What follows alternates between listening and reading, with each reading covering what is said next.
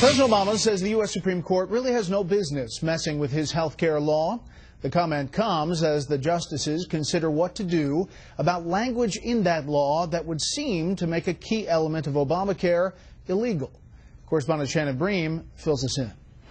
Just days away from a Supreme Court ruling on the legality of Obamacare subsidies extended to millions of Americans, the president is not only publicly questioning the legitimacy of the justices even hearing the dispute, but also characterizing an adverse ruling as completely out of line. It's not something that should be done based on a twisted interpretation of four words in, as we were reminded repeatedly, a couple thousand-page piece of legislation. The law says subsidies or tax credits are to be available only in states that establish their own exchanges.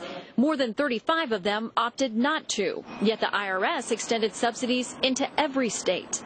Critics argue that the statutory language is plain, leaving the justices no option but to strike the subsidies extended into states without their own exchanges. Today, Mr. Obama suggested that would require legal gymnastics.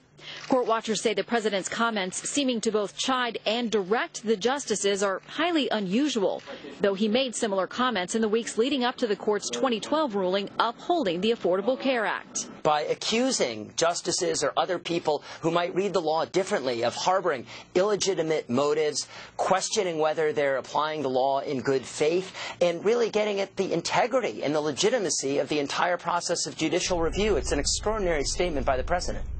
The president went on to say that he's optimistic the Supreme Court will, quote, play it straight when it comes to the ruling, implying that a decision striking the subsidies would be something else. Bret?